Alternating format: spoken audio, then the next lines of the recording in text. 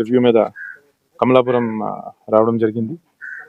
కమలాపురం నియోజకవర్గంలో దాదాపుగా ఎలక్షన్స్ పీస్ఫుల్గా స్మూత్గా జరిగినాయి. పోలీస్ విభాగం అంతా కూడా చాలా హార్డ్ వర్క్ చేస్తూ ఏది కూడా అవాంఛనీయ సంఘటన జరుపుకోకుండా చూడగలిగింది.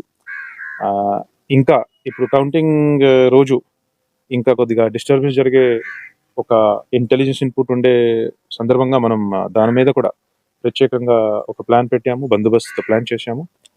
సో బేసికలీ నేను ఒక స్ట్రాంగ్ అండ్ సింపుల్ మెసేజ్ చెప్పాలని ఏమనగా దట్ 4th కౌంటింగ్ తర్వాత ఏ మాత్రం కూడా ఎక్కడ కూడా జిల్లా వ్యాప్తంగా కూడా ఎక్కడ కూడా no political party, no political leader has been given or will be given any permission whatsoever for rallies, gatherings, processions, celebrations.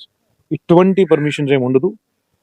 Strictly 144 section అమల్లో ఉంటుంది. Strict curfew will be imposed everywhere, including party offices, including main gathering places.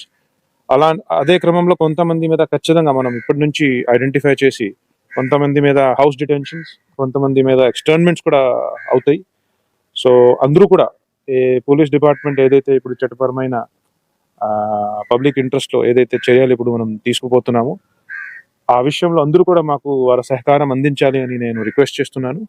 అదేవిధంగా ఎక్కడ కూడా ఈ అల్లరికి కానీ డిస్టర్బెన్స్కి కానీ public పీస్ని disturb చేసే విధంగా యాక్టివిటీస్కి పాల్పడితే మనం దానిని అవసరంని తగ్గట్టుగా బలం యూజ్ చేయడానికి కూడా సిద్ధంగా ఉన్నాము.